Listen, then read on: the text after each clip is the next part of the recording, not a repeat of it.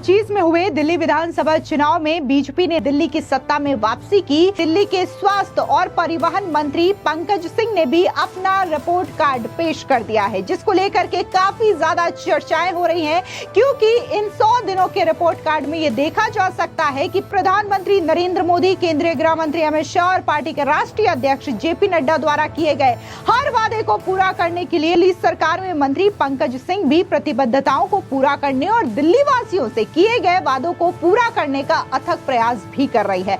आपको बता दें कि पंकज सिंह दिल्ली सरकार के पहले ऐसे मंत्री हैं जिन्होंने बिना किसी के पूछे अपने काम की 100 दिन की रिपोर्ट कार्ड को पेश कर दिया है। उन्होंने बड़ी बड़ी योजनाएं और प्रभावशाली पहल शुरू करके स्वास्थ्य, परिवहन और आईटी मंत्रालयों को बदल दिया है। उनके प्रशासनिक कौशल और जनहितैषी नीतियों के प्रति प्रतिबद्धता ने पार्टी नेतृत्व और जनता दोनों से सराहना हासिल की है।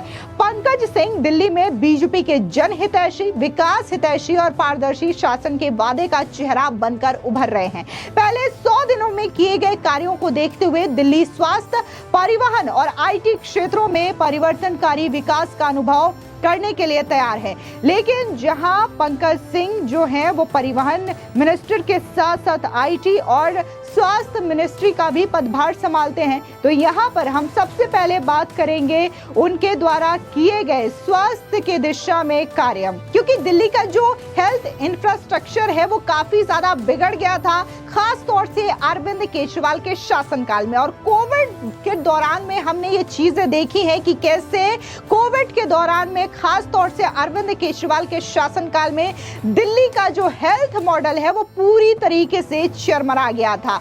अब ऐसे में पंकज सिंह के आने के बाद क्या क्या बदलाव लिए गए हैं इस हेल्थ सेक्टर में और क्या क्या नए आयाम लिखे जा रहे हैं, उसकी चर्चा करते हैं। सबसे पहला जो काम हुआ है पंकज सिंह के आते ही, वो है 1100 से ज्यादा आयुष्मान आरोग्य मंदिर। यानी कि ये जो मोहल्ला क्लिनिक अरविंद केजरीवाल की ओर से बनाया गया था उसे अब हटा दिया गया है, क्योंकि यहाँ पर पंकज सिंह का ये कहना है कि 150 से ज्यादा मोहल्ला क्लिनिक जो कि आम आदमी पार्टी के सरकार में बने थे उसमें सिर्फ और सिर्फ घोटाले होते थे, दवाइयां नहीं थी, वहां पर कोई डॉक्टर्स अच्छे से नहीं थे, प्रोफेशनल डॉक्टर्स नहीं थे, जिसकी वजह से इसे बंद कर दिया गया है। और अब दिल्ली में आयुष्मान आरोग्य मंदिर खोला जा रहा है, जिसकी संख्या 1100 के लगभग बताई जा रही है और 63 के निर्माण कार्य भी शुरू हो गए हैं। इसके अलावा आयुष्मान योजना भी लागू कर दिया गया है, जो कि अरविंद केजरीवाल के शासनकाल के दौरान इसे लागू नहीं किया गया था, क्योंकि अरविंद केजरीवाल सिर्फ और सिर्फ अपना चेहरा चमकाना चाहते थे।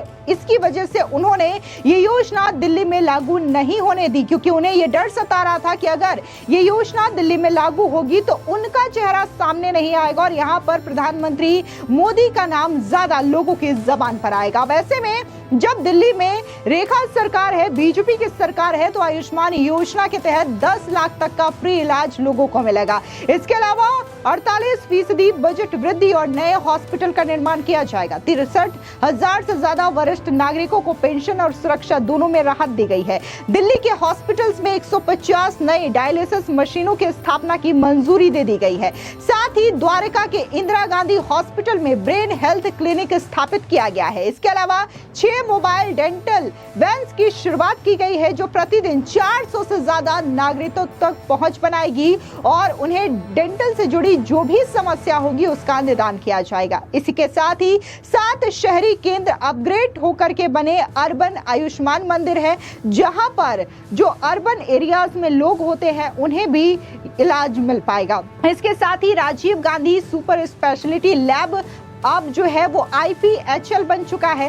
साथ ही 9 हॉस्पिटल जो है वो IPHL में चयनित आधुनिक उपकरण का सिलसिला जो है खरीदने का वो भी जारी रहेगा। इसके अलावा हॉस्पिटल्स पर तो काम किए जा रहे हैं, ड्रग्स को लेकर के भी बकायदा पंकज सिंह निगरानी रखे हुए हैं और ड्रग डी एडिक्शन सेंटर्स पर भी फोकस किया जा रहा है। बता दें कि IHBAS की देखरेख में द्वारका केंद्र की स्थापना के लिए चयन किया गया है। 20 अप्रैल 2025 को मेडिकल डॉक्टर्स के लिए स्क्रीनिंग प्रशिक्षण का भी आयोजन किया गया।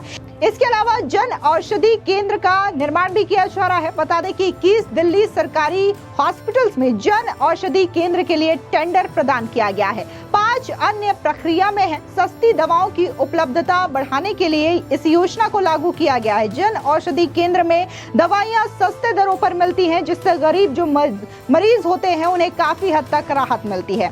साथ ही मेडिको लीगल और पोस्टमार्टम रिपोर्ट्स के ऑनलाइन निर्माण के लिए मेडल LEAPR सॉफ्टवेयर 4 मई 2025 को मुख्यमंत्री रेखा गुप्ता की ओर से लॉन्च किया गया है, जिसके तहत मेडिकल से जुड़ी हुई या फिर पोस्टमार्टम से जुड़ी हुई जो भी ऑनलाइन डेटा है वो आपको इस सॉफ्टवेयर में अवेलेबल हो जाएगी। साथ ही डॉक्टर्स और रेडियोलॉजिस्ट जैसे प्रोफेशनल्स की पर्याप्त व्यवस्था के साथ विभिन्न हॉस्पिटल्स में 150 डायलिसिस मेडिसिन की स्थापना की गई है। आपको बता दें, इसके अलावा डॉक्टर्स और रेडियोलॉजिस्ट जैसे प्रोफेशनल्स की पर्याप्त व्यवस्था के साथ विभिन्न हॉस्पिटल्स में 150 डायलिसिस मशीन्स की स्थापना की मंजूरी दी गई है। साथ ही दिल्ली के हॉस्पिटल्स में MRI, CT स्कैन और USG मशीन्स को PPP मोड पर आउटसोर्स करने का प्रस्ताव भी प्रक्रिया में चल रहा है। आपको बता दें कि 100 दिनों के अंदर ही मंत्री पंकज सिंह ने न सिर्फ मजबूत फैसले लिए हैं, बल्कि ग्राउंड जीरो पर जाकर के इनका बकायदा निरीक्षण भी किया है। बता दें कि मंत्री पंकज सिंह ने 100 दिनों के भीतर Indira Gandhi hospital, Sanjay Gandhi memorial hospital, Baba Saheb Ambedkar hospital समेत 12 हॉस्पिटल का दौरा किया है और वहां पर जाकर के जो बुनियादी सुविधाएं हैं, मशीन्स हो या फिर मरीज हो, डॉक्टर्स हो, इनको पूरी तरीके से समझा है। वहां पर क्या खामियां है, क्या चीजों की आवश्यकता हॉस्पिटल्स को है या फिर डॉक्टर्स को किस तरीके की प्रॉब्लम होती है या फिर यहाँ पर जो मरीज आते हैं